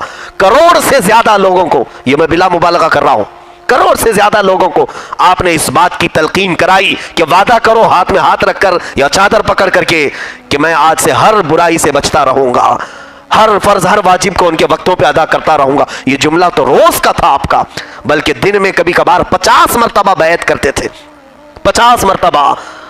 ये मैं अदद के एतबार से अगर बताऊं तो इससे भी ज्यादा मरतबा आप बैत करते थे। ایک بار آئے مجلس میں بیٹھے، سب کو بیعت کیا، تلقین کیا، کہو کہ ہر گناہ سے بچتا رہوں گا، کہو کہ ہر بد مذہب سے بچتا رہوں گا، عورتیں کہو کہ نامحرم کے سامنے بے پردہ آنے سے بچتی رہوں گی. یہ تلقین کراتے مرید کرنے کے وقت، اور یہ بھی کہلواتے کہ ناچ گانے باجے سے آپ بچتے رہیں گے. جو آتے تھے وہ یہ وعدہ کر کے ہی مرید بنتے تھے، یہ وعدہ کرتے تھے. اور گئے، محفل ختم ہوئی، پھر 2 منٹ نہیں گزرے کہ حضرت سے کہا گا کہ حضور اور کچھ لوگ آئے ہوئے ہیں. پھر ان کو پڑھانا شروع کیا. ایک مرتبہ ایسا ہوا کہ ہم نے یہ کہا بھی کہ حضرت آپ لوگوں کو اتنے مرتبہ مرید کراتے کراتے تھک جاتے ہوں گے. آپ نے فرمایا تھکان کس بات کی؟ کیا رسول کریم صلی اللہ تعالیٰ علیہ وسلم کے دین پر چلنے کی وصیت کرنا کوئی تھکان کی بات ہے؟ نبی کونین صلی اللہ علیہ وسلم کی شریعت پر چلنے کی تلقین کرنا لوگوں کو، کیا یہ کوئی تھکان کی بات ہے؟ کئی مرتبہ ایسا ہوا کہ سوتے ہوئے، بستر پر لیٹے ہوئے لوگ آئے ہیں، اٹھنے کی طاقت نہیں تھی، سوتے سوتے ہی بستر پر ہی پڑھانا شروع کیا، بستر سے ہی تلقین کرنا شروع کیا. اخیر زمانے میں تو آپ نے اکثر آئے ہوئے لوگوں کو سو کر کے ہی وصیتیں کی ہیں، لیٹ کر کے بھی کہا یہ اللہ والے کی شان ہے، بیٹھا ہو تو شریعت مصطفیٰ کی بات کرے، کھڑا ہو تو شریعت کی بات کرے، سویا ہو تو شریعت کی بات کرے. رسول کریم صلی اللہ تعالیٰ علیہ وسلم کے محبت اور ان کے عشق کا جام پلانا یہ سب کے بس کی بات نہیں. میرے عزیزو، جنہوں نے زندگی کا ہر لمحہ میرے آقا صلی اللہ علیہ وسلم کے دین کے لیے وقف کیا، تب رب تبارک و تعالیٰ نے ان کے جمال اور ان کے جلال کو لوگوں پر ایسا طاری کیا، ایسا طاری کیا کہ آج بے ساختہ لوگوں کی زبانوں سے نکلا. یہ کسی نے ٹریننگ دے کر کے نعرے نہیں لگوائے ہیں، کسی کو سکھا کر کے یا بہت زیادہ ٹریننگ دے کر کے لوگوں کو نعرے کی تلقین کیے ہوئے ہوں، نہ، بلکہ بے ساختہ عام لوگوں کی زبان سے یہ نکلا، بستی بستی قریہ قریہ تاج الشریعہ تاج الشریعہ. جنہوں نے دیکھا نہیں وہ بھی کہنے لگے، جنہوں نے نہیں دیکھا وہ بھی یہ پکارنے لگے. ایک بات یاد رکھیں، قرآن میں اللہ فرماتا ہے ان الذین آمنوا وعملوا الصالحات سیجعل لهم الرحمن ودا، بے شک وہ لوگ جو ایمان لائے اور نیک کام کیے، ان قریب اللہ ان کی محبت لوگوں کے دلوں میں ڈالتا ہے. متقی اور پرہیزگار کی محبت اللہ خود ڈالتا ہے. یا ہزار پرچار کر کے بھی لوگ پھیلتے نہیں، اور وہ ہر پرچار والی چیز سے بچ کر کے بھی پھیلتے ہی رہے، پھیلتے ہی رہے پوری زندگی بھر. نہ کبھی تصویر میں آئے، نہ کبھی میڈیا میں آئے، نہ کبھی ویڈیو میں آئے، کبھی نہیں. اس کے باوجود پوری دنیا کے کونے کونے تک لوگ آپ کو جانتے رہے. آپ نے یہ ثابت کر دکھایا کہ جو اللہ کا ہو جائے، رسول کریم صلی اللہ تعالیٰ علیہ وسلم کا ہو جائے، پھر اس کی تشہیر کرنا یہ بندوں کا کام نہیں، یہ اللہ رب العزت کے ذمہ کرم پر ہے، اللہ کے ذمہ کرم پر ہے. عزیزان گرامی، میں بات کو طول نہیں دوں گا. ان کی کرامات، ان کے علم، ان کا تقوی یہ جگ ظاہر ہے، صرف میری آپ بیتی میں سناتا ہوں. ظاہر سی بات ہے، مجھے اپنی زندگی میں 2 مرتبہ بڑا شدید صدمہ ہوا ہے، بڑا شدید، اور وہ بہت ہی وقت کے گزرتے ہی زیادہ طویل عرصہ نہیں گزرا کہ 2 بڑے غم لاحق ہوئے ہیں. ایک میرے والد گرامی حضرت علامہ محمد ابن حسن رحمہ اللہ، آپ کی وفات، جنہوں نے ہمیں یتیم کیا، اور ان کے فوراً بعد حضور تاج الشریعہ بدر الطریقہ جو میرے روحانی باپ تھے، میری تربیت کے وہ مربی تھے، ان کا جانا 1-2 ایسے صدمے ہیں کہ اس کے بعد خالی خالی مجلسیں لگنے لگیں. اکثر ایسا ہوتا کہ میری فراغت کے بعد سے میں جانتا ہوں، جب سے میں جامعہ ازہر سے پڑھ کر کے آیا، اس سے پہلے بھی میدان میں کام کرنے کا کچھ تجربہ رہا ہے، عوام کے درمیان رہنے کا تجربہ رہا ہے. چھٹیوں میں جب بھی رمضان میں تراویح سنا تھا تو لوگوں کے درمیان ہوتا تھا، لیکن باضابطہ طور پر جب فیلڈ میں اترا پڑھانے کے لیے، تبلیغ کے لیے، بہت سارے ایسے مسائل پیش آتے تھے جہاں مجھے رکنا پڑتا تھا اور کسی کو پوچھنا پڑتا. اس میں 2 شخصیتیں بڑا سہارا بنتی تھیں، ایک میرے والد گرامی رحمۃ اللہ علیہ، دوسرے سیدی تاج الشریعہ رحمۃ اللہ تعالی علیہ.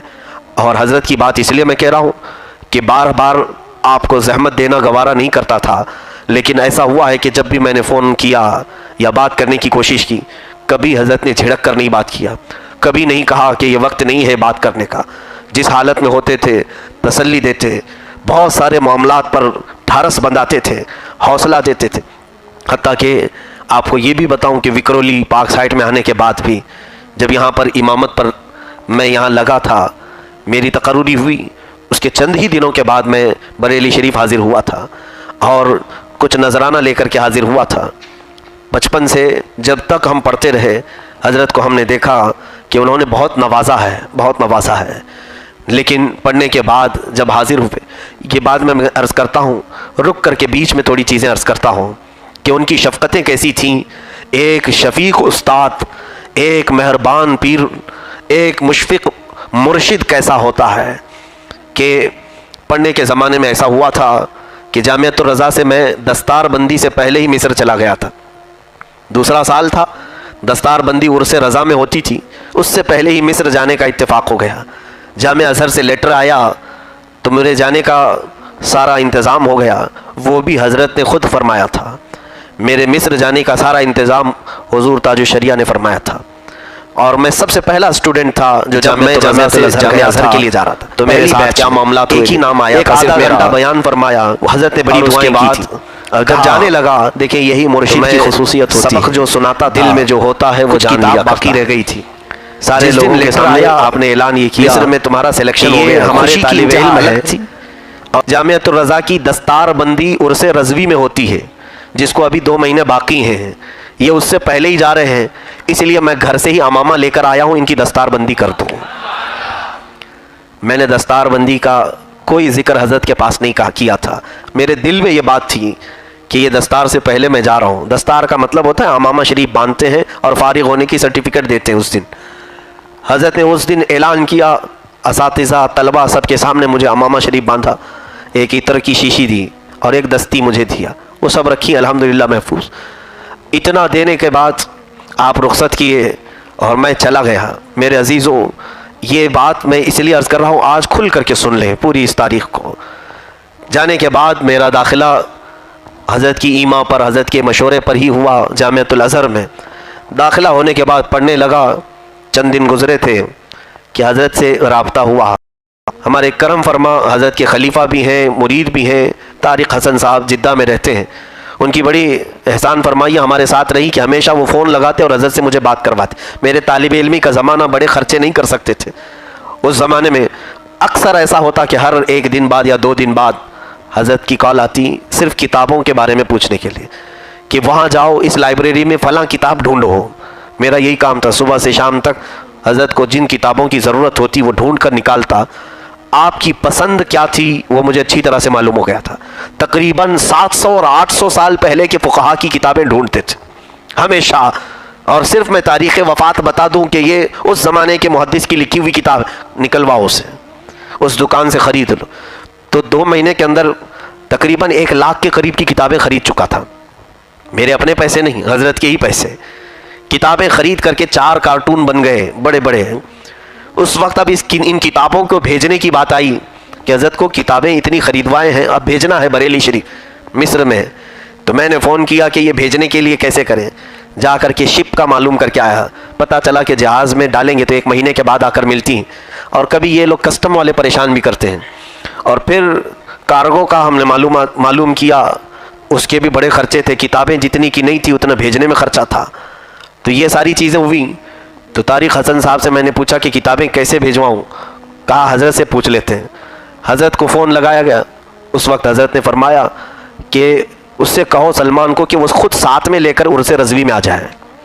عرس رضوی 4 دن باقی تھے. اعلیٰ حضرت کا عرس آنے والا ہے، 4 دن باقی تھے. کہا کہ وہ ٹکٹ نکالے اور ساتھ میں ہی وہ کتابیں لے کر بریلی آ جائے. میری خوشی کی انتہا نہیں تھی. ٹکٹ یہیں سے آیا اور میں اپنے ساتھ وہ کتابوں کو کارگو کروایا. ساتھ میں لے آنے میں خرچے کم تھے. دلی پہنچے. دلی پہنچ کر وہ کتابوں کو کسٹم سے کلیئر کروایا. دلی سے بریلی کا سفر بڑا دقت کا تھا. کھڑے کھڑے 6 گھنٹے سفر کرنے پڑے. بہرحال وہ ساری چیزیں اپنی جگہ پر. رات کے 12 بج رہے تھے جب گھر پہنچا. حضرت جاگ رہے تھے انتظار میں کہ کتابیں مصر سے آ رہی ہیں. جب پہنچی وہ اتفاق ایسا تھا کہ وہ کارٹون پانی لگ کر پھٹ بھی گئے تھے. پیش کیا کتابیں، ایک ایک کتاب تقریباً 1:30 بجے تک ہر کتاب کو کھول کر دیکھتے رہے اور جمع کرتے رہے. اس کے بعد کہا کہ جاؤ مدرسے میں جاؤ، کل جلسہ ہے عرس رضوی کے اسٹیج پر، وہاں پر سارے عرس میں شریک رہو اور اس کے بعد پھر واپس جانے کا دیکھا جائے گا. کھانا کھلائے بھیجے. جب میں جامعۃ الرضا میں پہنچا، عموماً کیا ہوتا ہے میں آپ کو بتاؤں، اس زمانے میں جو ایک بار ہندوستان سے جامعہ ازہر کے لیے جاتے ہیں طلبہ، وہ 4 سال کے بعد واپس آتے ہیں. 4 سال کے بعد واپس آتے ہیں. اور میں گیا تھا ابھی 4 مہینے نہیں ہوئے تھے، واپس آیا. تو صبح کے وقت میں اپنے پرانے کمرے میں داخل ہو رہا ہوں.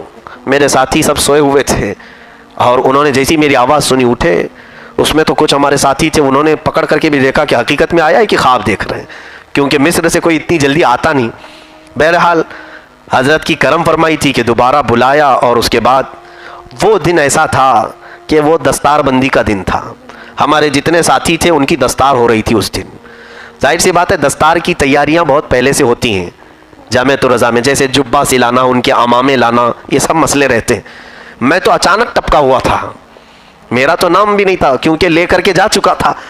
اس دن جلسے میں آئے, اور جلسے میں رات کو جب اسٹیج پر ہم بیٹھے تھے, اب میرے ساتھیوں کے نام کا اعلان ہو رہا تھا. جو مفتی کورس میں پہلے 7 طلبہ تھے, 7 یا 8 تھے, ان کے نام کا اعلان ہو رہا تھا. تو اعلان کرنے والے ہمارے استاد نے میرے نام کا بھی اعلان کیا کہ یہ بھی واپس آئے ہوئے ہیں دستار بندی کے پروگرام میں, لیکن نہ وہاں میرا جبہ تھا نہ میرا امامہ تھا. ظاہر سی بات ہے اس میں ان کی غلطی نہیں تھی, یہ تو میں اچانک آیا تھا. تو اس وقت میرا نام کا اعلان تو ہوا کہ ان کی بھی دستار بندی ہے.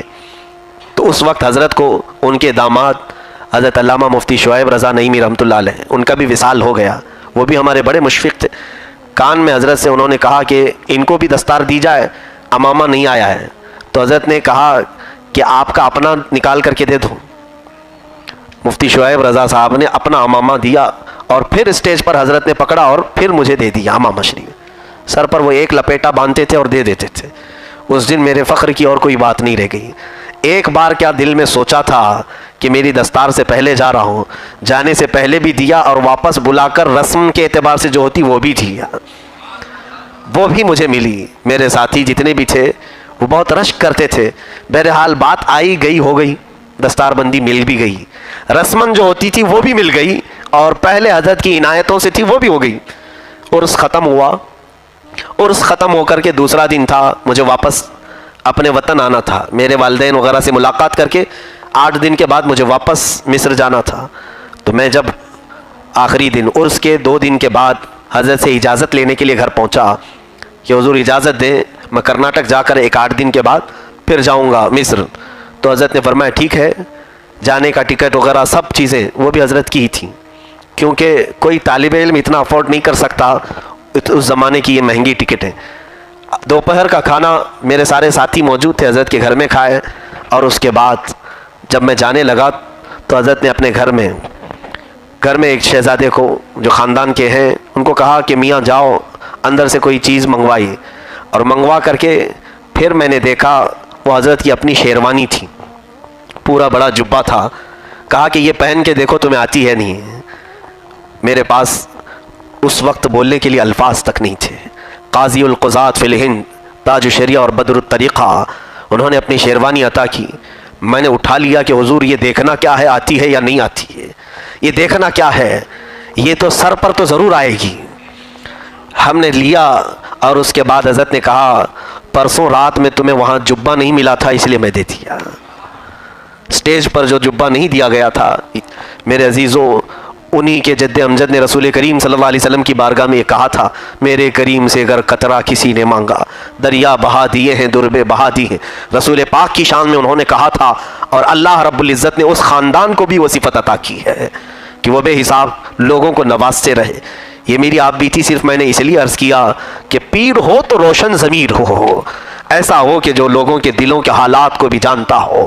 یہ نہیں کہ جس کے ہاتھ میں موٹی رقم دے کے اسے اندر کر لے, اور جس کے پاس خالی ہاتھ ہے اسے باہر سے ہی مسافہ کر کے بھیج دے. کبھی اس پیر کامل کو ہم نے اس طرح سے نہیں دیکھا.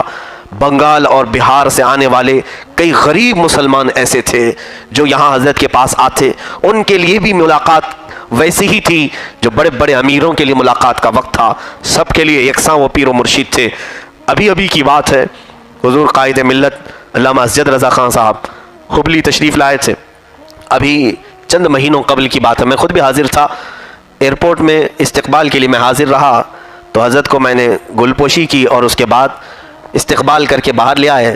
تو حضرت سے میں نے ادباً یوں عرض کیا کہ حضور آپ کا ہبلی پہلی مرتبہ آنا مبارک ہو. میرے علم میں تو یہی تھا کہ حضور اسجد میاں صاحب پہلی مرتبہ ہبلی آئے. حضرت حضور تاج الشریعہ تو کئی مرتبہ آئے.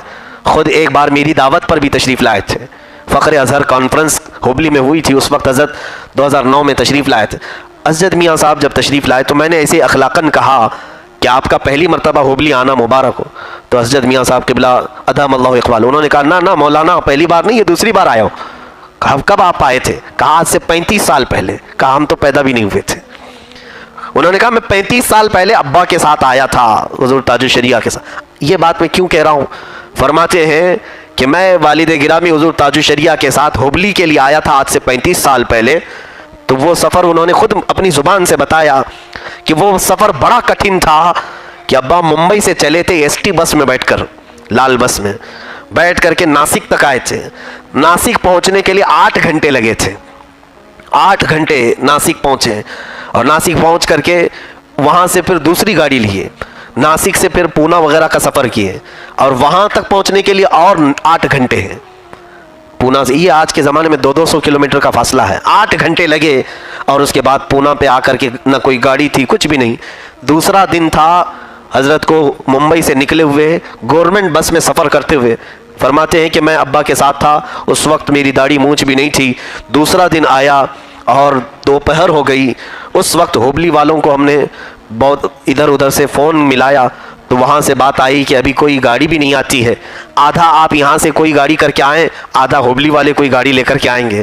تو پھر وہاں سے کوئی کرائے کی گاڑی کیے اور وہ بیچ میں 4 مرتبہ رکی خراب ہو کر حضرت کو لے کر کے، اور تقریباً رات ہو گئی. رات کے 12-1 بجے بیچ راستے میں رہے. حضرت نے خود ہی اپنا سفر بتایا اور اس کے بعد صبح کے قریب ہوبلی والوں کی ایک کار آئی اور وہاں سے اس کار میں لے کر کے دوسری شام کو ہوبلی پہنچے. کنٹینیو 48 گھنٹے کا سفر کر کے گئے تھے. 48 گھنٹے کا سفر فرما کر وہاں کس لیے گئے تھے؟ تبلیغ اسلام کی خاطر، لوگوں کو عشق رسول کا جام پلانے کے لیے. یہ لوگ آج جو ہم نے دیکھا ہے حضرت کو پلین کا سفر کرتے ہوئے، کچھ ایسے بدبخت ہیں جو حضور تاج الشریعہ کے سفر کو لے کر کے سوال کرتے تھے. بڑے آرام دہ ان کے سفر ہوتے ہیں. تم نے ان کی جوانی کو دیکھا کہاں ہے کہ کس جگہ کا کیسا وہ سفر کرتے تھے. ان کے شہزادے گواہ ہیں آج 48 گھنٹے یا 50 گھنٹے کا سفر کر کے وہ ہوبلی جیسے علاقے میں گئے ہیں. وہاں پر ایسے لوگ کہ دیہاتوں سے لوگ آئے ہوئے، انہیں تو وہاں سلیقہ تک نہیں تھا. جہالت آج بھی بہت بھری ہوئی ہے کرناٹک کے بہت سارے علاقوں میں. ان علاقوں میں تبلیغ اسلام فرمایا، لوگوں کو سنیت کا جام پلایا اور کبھی کبھار وہاں 8-8 دن تک رکتے تھے. جبکہ یو پی والے جانتے ہیں انہیں ساؤتھ کا کھانا راس نہیں آتا ہے. ساؤتھ اور نارتھ کا بڑا فرق ہے، شمال جنوب کا بڑا فرق ہے. وہ سارے کھانے بھی برداشت کرتے، چاہے اس وقت حضرت کو جو کھانا دیا جاتا، جس گھر میں ٹھہرایا جاتا ٹھہرتے تھے. ان بزرگوں کا صرف ایک ہی مقصد تھا کہ رسول کریم صلی اللہ علیہ وسلم کے دین کو ہر جگہ عام کیا جائے، میرے آقا کی محبت کو ہر. میں جوان ہوں، اپنی مرضی کی مالک ہوں. نہ بیٹی، تجھ سے کس نے کہہ دیا؟ جب تم نے کہہ دیا لا الہ الا اللہ تو نہ جسم کے تم مالک رہے نہ زندگی کے تم مالک رہے. روٹی ضرور کھاؤ گے لیکن زندگی تمہیں مصطفیٰ کے فرمان کے مطابق گزارنی پڑے گی. یہ جنت کسی تھالی میں رکھا ہوا نوالا نہیں جو جس کا ہاتھ پہنچے گا اٹھا لے گا. جنت اسی کو ملے گی جس سے خدا بھی راضی ہوگا، مدینے والا مصطفیٰ بھی راضی ہوگا. اس لیے اسے حاصل کرنے کے لیے قربانیاں پیش کرنا پڑیں گی. آج بیٹی کہہ دیتی ہے تم کون ہوتے ہو سمجھانے والے؟ کون ہوتے ہو تم سنانے والے؟ کون ہوتے ہو تم روکنے والے؟ میری مرضی. کتنی بہنوں نے سگے بھائیوں کے خلاف مقدمہ کر دیا. میری بیٹی تجھے غیرت کا واسطہ ہے، جب بھی تیرے قدم بہکنے لگ جائیں کسی کو دیکھنا یا نہ دیکھنا. تیرے بھائی نے پوری زندگی تیرے لیے پردیس میں کاٹ دی، بھلے اس کے اس جدائی کا خیال نہ آئے. تیرے باپ نے پوری زندگی مزدوری میں اس لیے کاٹ دی تاکہ میری بیٹی کو کسی کے برتن نہ دھونے پڑے. بھلے باپ کی اس قربانی کا تجھے خیال آئے یا نہ آئے، ماں نے تجھے اٹھا کے کھانے کھلائے، بھلے ماں کی ممتا کا تجھے پاس رہے یا نہ رہے. اگر تیرے قدم بہکنے لگ جائے تو کچھ یاد کرنا یا نہ کرنا، مگر زہرا کے بابا کی قربانیاں یاد کر لینا، حسنین کے نانا کی قربانیاں یاد کر لینا. اگر بھول گئی ہو تاریخ کا یہ باب تو میں تمہیں یاد دلا دوں، تمہاری تو اوقات کچھ بھی نہ تھی. اسی ہندوستان کے اندر تمہیں شوہر کی چتا پہ زندہ جلا دیا جاتا تھا. اگر جینے کا ادھیکار کسی نے دیا ہے تو اسلام نے دیا ہے. جب تم پیدا ہوتی تھی تو پیدا ہوتے ہی تمہیں قتل کر دیا جاتا تھا، تمہیں منحوس سمجھا جاتا تھا. میرے نبی نے آ کر کے سیدہ کائنات، سیدہ طیبہ طاہرہ، عابدہ ساجدہ تقیہ نقیہ، راقیہ ساجدہ حافظہ قاریہ، عالمہ فاضلہ، سیدہ کائنات خاتون جنت فاطمہ زہرا کو سینے سے لگا کے کہا تھا فاطمہ میرے جگر کا ٹکڑا ہے. جب سے آقا نے کہا کہ فاطمہ میرے جگر کا ٹکڑا ہے، ہر باپ بیٹی کو سینے سے لگا کے فخر سے کہتا لوگوں جیسے فاطمہ نبی کے جگر کا ٹکڑا ہے، میری بیٹی آج میرے جگر کا ٹکڑا بن گئی. نعرہ تکبیر، نعرہ رسالت، علماء اہل سنت حضرت علامہ مفتی حماد رضا صاحب قبلہ، جشن غوث الورا کانفرنس، جشن دستار بندی، واہ واہ واہ، بڑی عزت ہے میرے نبی نے عطا کی ہے میری بیٹی. اور سون، یہ 5 لاکھ جو ایک کمیٹی دیتی ہے نا کسی بھی مسلم لڑکی کو بھگانے کا، یہ 5 لاکھ کی کوئی اوقات نہیں. رب نے جنت میں تیرے لیے وہ انعامات رکھے ہیں، تو رب کو راضی کر کے جنت آ تو سکی. اس کی رحمت کہتی ہے کہ اگر تجھے حوروں سے حسین نہ بنا دوں تو بات کرنا. یہ تو رب کی رحمت کہتی ہے. تو کالی ہے، تجھ پہ کوئی نظر نہیں ڈالتا، تجھے نکاح کے قابل کوئی نہیں سمجھتا. وہ کہ اس کی رحمت کہتی ہے تو مجھے سجدے کر کے راضی کر لے، میں تجھے جنت میں حسن عطا کر کے راضی کر لوں گا. اس سے بڑی نعمت کدھر ملے گی؟ یہ 5 لاکھ 6 لاکھ کتنے دن چل سکتے ہیں؟ اور رزلٹ اچھا نہیں ہے، رزلٹ اچھا نہیں ہے. میرا جسم میری مرضی. تو ہوتی کون ہے؟ ہوتی کون ہے؟ کتنی بیٹیاں سوشل میڈیا پہ آ کے رو رہی ہیں. ہم گھر آنا چاہتے ہیں، ابا ہمیں لے لو، ہمیں بلا لو. کتنی بیٹیوں کے ساتھ ستم ہوتے ہوئے آج سوشل میڈیا کا دور ہے. دنیا دیکھ کر کے اندھی ہو گئی ہے. ان کے ساتھ جا رہی ہو جو تمہیں یوز کرنے کے بعد کوئی ٹرین کی پٹری پہ پھینک دے گا، کوئی ٹکڑے کر کے بیگ میں فٹ کر کے پھینک دے گا، کوئی تمہارا قیمہ بنا کے نالے میں ڈال دے گا، کوئی تمہیں فریج میں پیک کر دے گا، کوئی تمہیں کتوں کو کھلا دے گا، کوئی تمہاری بوٹیاں سمندر میں ڈال دے گا. ان پہ بھروسہ کر کے کہتی ہو ہمارا جسم ہماری مرضی ہے.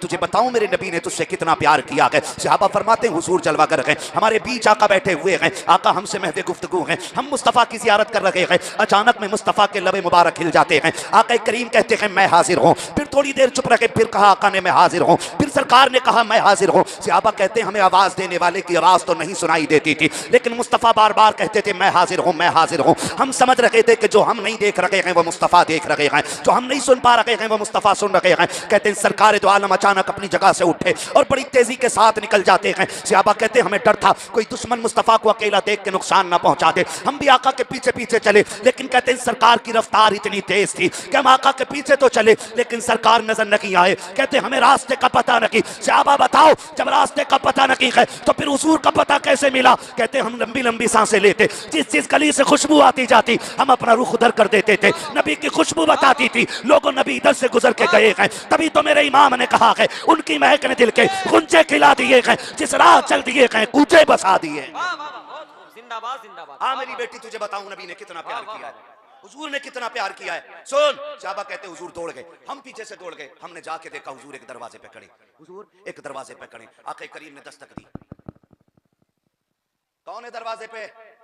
حضور فرماتے ہیں بیٹی ابھی تو نے کہا نا کاش میرا کوئی باپ ہوتا، میں آ گیا ہوں.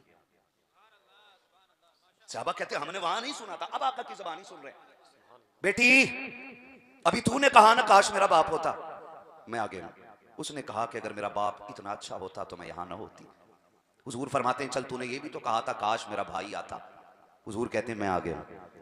اس نے کہا میرا بھائی اگر اتنا غیرت والا ہوتا تو میں یہاں نہ ہوتی. کہا حضور نے فرمایا پھر تو نے یہ بھی تو کہا تھا کاش کوئی تو ہمدرد ہوتا. حضور فرماتے ہیں میں آ گیا ہوں. جب اتنا سنا بچی نے کہا دروازہ کھلا اندر آ جائے. حضور اندر تشریف لے کے گئے. بچی کو دیکھا آنکھ میں آنسو ہیں، بے قرار ہے. حضور نے فرمایا بیٹی خیر ہے؟ اس نے حضور کے چہرے کو دیکھا، دیکھ کے کہنے لگی آج تک آپ کو کبھی نہیں دیکھا، آپ کون ہیں؟ حضور نے فرمایا مجھ سے نہ پوچھ میں کون ہوں، تو بتا تیری آنکھ میں آنسو کیوں آ گئے ہیں. آپ اندازہ لگا یہ میرا محبوب کہتا ہے تو بتا بیٹی تیری آنکھ میں آنسو کیوں آ گئے ہیں. بچی نے رونا شروع کیا. اس نے کہا کہ میں ایک یہودی کی خریدی ہوئی باندھی ہوں، اس کے در کی کنیز ہوں میں، مگر رونا اس بات کا ہے کہ میرا باپ مجھے تب بازار میں بیچ گیا جب میں 7 سال کی تھی. آج 10 سال پورے ہو گئے. میں جن مشکلوں سے گزر رہی ہوں میں کسی سے کہہ بھی نہیں سکتی ہوں. حضور فرماتے ہیں رو کیوں رہی ہے؟ اس نے کہا رو اس بات پہ رہی ہوں کہ کام زیادہ ہے، سختی بھی زیادہ ہے اور طبیعت علیل ہے. میرے نبی نے فرمایا کیا چاہتی ہے؟ اس نے کہا کاش کوئی مجھے چھٹکارا دلا دیتا. میرے نبی نے فرمایا بلال سارا سامان باندھ دو.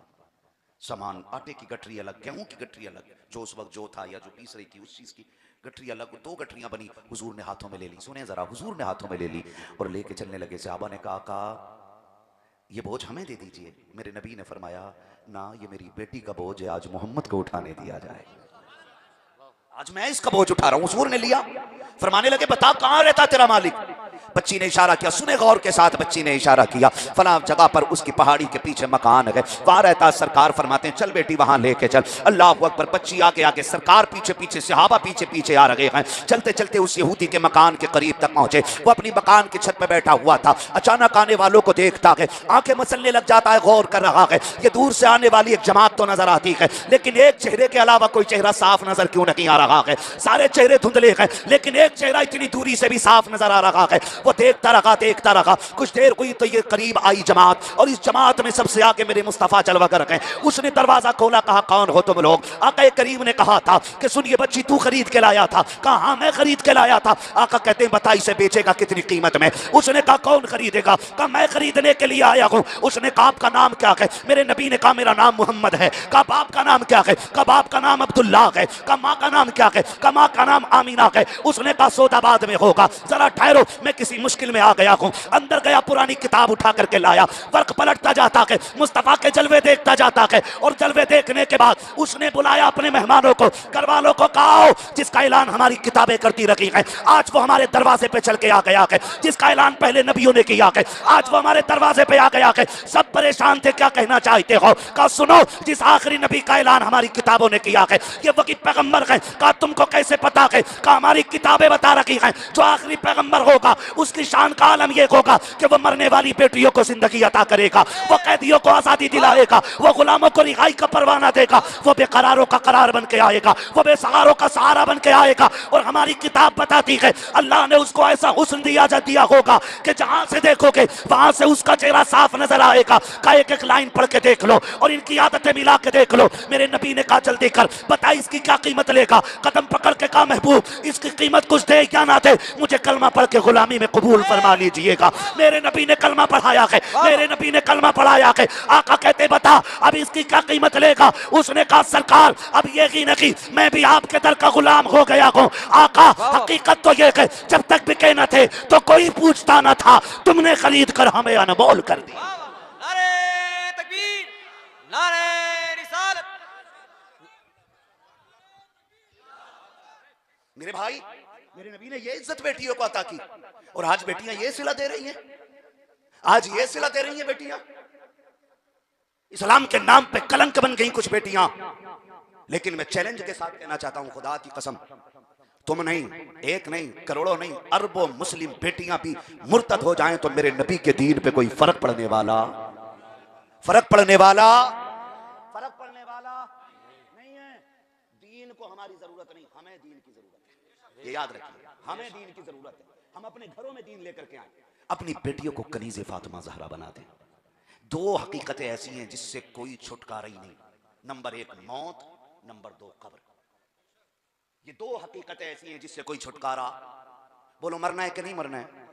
بولو مرنا ہے نا۔ ایک بیٹی وہ جو مرتد ہو کے ٹرین کی پٹری پہ کٹی ملی، اور ایک بیٹی وہ جس نے دین کے لیے بیٹے قربان کر دیے۔ توجہ ہے؟ ایک بیٹی وہ جس نے دین کے لیے بیٹی قربان کر دی۔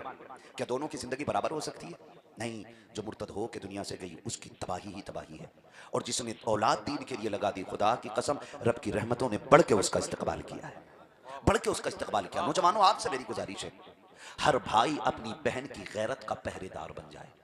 بنیں گے انشاءاللہ، بنیں گے۔ ہم غفلت کہاں کرتے ہیں؟ میں بیٹیوں سے بھی گزارش کرتا ہوں، نقاب کا مطلب ہے جسم کو چھپانا ہے جی، اس لیے تو نقاب پہنا جاتا ہے کہ تاکہ جسم کی حیت بناوٹ صاف یہ چھپی رہے۔ اگر نقاب اتنا خوبصورت پہنا جائے کہ جسے خود لوگ مڑ کے دیکھیں تو پھر پردہ ہی کدھر رہ گئے؟ پردے نقاب سادے پہنے، کپڑے ڈھیلے ڈھالے پہنے۔ باپوں سے گزارش ہے آج معاف کیجئے گا، کتنی آسانی سے ایک باپ بیٹی کو بغیرتی کی اجازت دے دیتا ہے، سوچ بھی نہیں سکتے۔ جہاں میں کہنے جا رہا ہوں، ناراض تو نہیں ہو رہے آپ ہوں گے بھی تو کوئی فرق نہیں پڑتا ہے۔ میں چاہتا ہوں یہ کرسی ملی ہے تو اس کا حق ادا ہونا چاہیے۔ چاپلوسی کر کے، دلالی کر کے، جھوٹی باتیں کہہ کے، مذاق کر کے، ہنس کے، ٹھٹے اڑا کے محفل ختم کر دینا، اللہ کو بھی منہ دکھانا ہے، اللہ کو بھی منہ دکھانا ہے۔ ہاں تو بہت غور سے میری بات سن میرے بھائی، کتنی آسانی سے ایک بھائی بغیرتی کی اجازت دے دیتا ہے۔ پوری زندگی بیٹی شرافت سے رہتی ہے، سمجھ رہے ہیں؟ پوری زندگی بیٹی شرافت سے رہتی ہے، 18 سال کے بعد بھائی کی شادی آ گئی، اس نے اتنے چست اور فٹنگ کے کپڑے پہنے کہ گھر میں کسی نے اعتراض کیا یہ کیوں پہنے؟ 18 سال کے بعد بھائی کی شادی آ گئی، اس نے اتنے چست اور فٹنگ کے کپڑے پہنے کہ گھر میں کسی نے اعتراض کیا یہ کیوں پہنے؟ 18 سال کے بعد بھائی کی شادی آ گئی، اس نے اتنے چست اور فٹنگ کے کپڑے پہنے کہ گھر میں کسی نے اعتراض کیا یہ کیوں پہنے؟ تو پہلے ماں وکالت کرتی ہے، چھوڑنا، شادی روز روز تھوڑی ہو رہی. ہاں یہ پہلی مرتبہ بیٹی کو بے غیرت بنایا جا رہا ہے، اور باپ کی رضامندی کے ساتھ کہ چھوڑنا، شادی روز روز تھوڑی ہو رہی. آج تو پہننے دو، دنیا پہن کے آئے گی، آج بیٹی کو پہننے دو. بیٹی نے ایسی بغیرتی والے کپڑے پہنے کہ بیٹی کپڑے پہن کے بھی ننگی ہو گئی. اور اسی دن باپ اور بھائی کی آنکھوں سے غیرت کا پانی چلا گیا. جس کی اتر جائے لوئی اس کا کیا کرے گا کوئی. غیرت کی چادر ایک بار اتر جائے تو پھر کوئی اسے غیرت کے کمبل میں لپیٹ نہیں سکتا ہے. یہ سب سے بڑی بغیرتی ہے. ہم نے بیٹیوں کو پہلے دن یہ کپڑے پہنائے، اور ستم والا ہے ستم یہ کہ بارات آئی تو استقبال کے لیے بیٹیوں کو آگے کر دیا. اس سے بڑی بربادی ہماری قوم کے لیے اور کیا ہو سکتی ہے. سوچے ذرا، سوچے ذرا. محبوب علیہ السلام نے فرمایا تھا کہ میں جب معراج گیا، میں معراج کے سفر پہ تھا، میں جہنم کا میں نے دورہ کیا، میں نے جہنم کو دیکھا، اس میں ایک کنواں تھا. اس کنویں کے اندر سے میں نے عورتوں کے چیخنے کی آواز سنی. میں نے کہا جبریل یہ کون بدبخت عورتیں ہیں جو اس کنویں کے اندر ہیں؟ حضرت جبریل نے عرض کی محبوب آپ کی امت کی یہ وہ عورتیں ہیں جو کپڑے پہن کے بھی ننگی نظر آیا کرتی تھی. خود سوچ لو اب کدھر جانے کا ہے. جو کپڑے پہن کے بھی ننگی نظر آیا کرتی تھی. مفسرین فرماتے کپڑے پہن کے ننگی نظر ہونے کا مطلب یہ ہے کہ ان کے جسم کے اعضا نظر آئیں گے کپڑے پہننے کے بعد.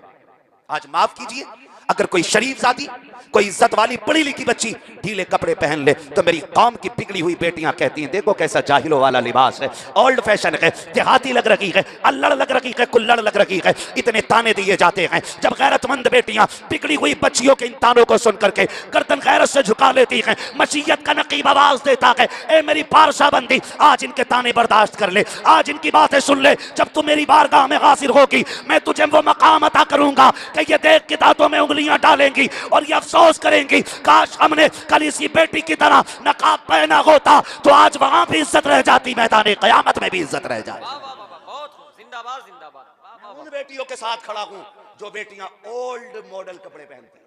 میں اپنی بات کروں. ہاں نتیجہ کیا نکلے گا؟ نئے دور کے کپڑے پہن کے بیٹیاں ننگی ہو گئی، باپ بھی دیکھ رہا، بھائی بھی دیکھ رہا ہے. اب کسی میں غیرت نہیں ہے، اور جب غیرت نہیں ہے پھر بیٹیاں گئی، پھر رونا کس بات کا ہے؟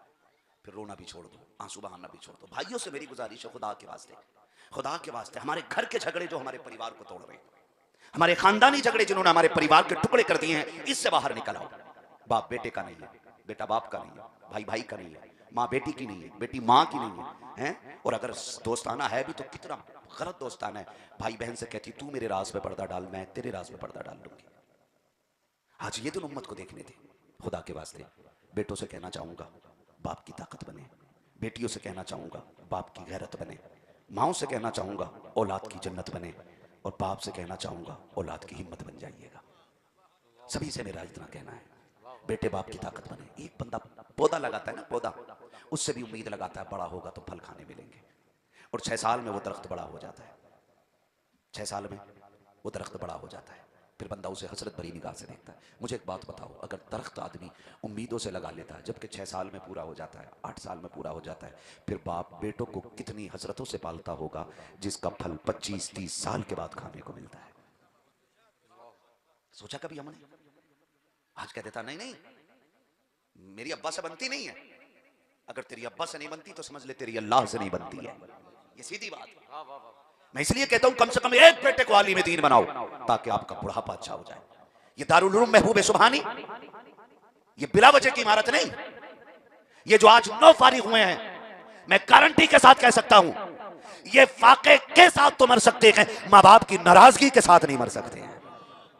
پوری گارنٹی کے ساتھ کہہ سکتا ہوں، اس لیے کہ ہمارا قرآن ہمیں اتنا سکھا دیتا ہے کہ مر جانا لیکن باپ سے کبھی ناراضگی مول مت لینا. کم سے کم اتنا تو بیٹوں کو دے دو. ہم نے انجینئروں کی اولاد بھی دیکھی ہے، ہم نے ڈاکٹر اولاد بھی دیکھی ہے، ہم نے MBBS اولاد بھی دیکھی ہے، ہم نے بڑے بڑے وکیل دیکھے ہیں، ججز دیکھے ہیں جن کے ماں باپ کو ہم نے بڑھاپے میں روتا دیکھا ہے.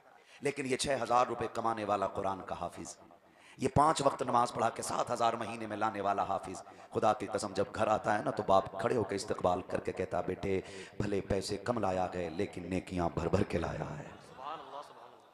یہ سب سے بڑی دولت ہے جی، یہ سب سے بڑی دولت ہے. بلا وجہ ماں باپ اپنی اولاد کو دین کے نام نہیں کرتے. اصل آخرت کی زندگی ہے. کون سی زندگی ہے بولیں زور سے ہے، اور زور سے. پیچھے والے کیوں نہیں بول رہے ہیں؟ مسئلہ خراب ہے کوئی؟ या इतनी ठंड लग गई है कि जबान नहीं खुल रही है। असल जिंदगी कौन सी है? आखिरत की जिंदगी है। अगर आखिरत की जिंदगी असल ना होती ना तो मेरा हुसैन 6 माह के असगर को कभी शहीद ना कराता। अगर आखिरत की जिंदगी असल ना होती तो सैयदा ज़ैनब ने अपने लाल दीन के लिए ना दिए होते। अगर आखिरत असल ना होती तो हजरत इमाम हसन ने अपने बेटे हजरत कासिम के गले में कुर्बानी का तमगा न टांगा होता। अगर आखिरत असल ना होती तो मेरा हुसैन अकबर के कलेजे से बर्छी ना निकालता। बता दिया इन सारी कुर्बानियों के आखिरत आखिरत असल है। आखिरत जोर से असल है। अपने बच्चों को दीन के नाम कर दो। बेटों से गुजारिश है खुदारा बाप के खिलाफ कभी खड़े ना होना। बाप वही कामयाब नहीं जो हसन बसरी हो। बाप वही कामयाब नहीं जो अपने वक्त का जाफर तैयार हो। हर बाप औलाद के हक में ये दर्जा रखता है कि 70 वली बैठ करके अगर एक तरफ बद्दुआ करने लग जाएं, माँ बाप दुआएं देने लग जाएं तो अल्लाह वलियों की तो टाल सकता है, माँ बाप की नहीं टाला करता है। आज ये जरूरी है हम अपने घरों में अपनी सफों में इत्तेफाक पैदा करें। भाई भाई का दुश्मन है, माफ कीजिएगा, हमारे घर पे पुलिस बाद में आती है, हमारे घर का बंदा हमारे खिलाफ पहले FIR करता है।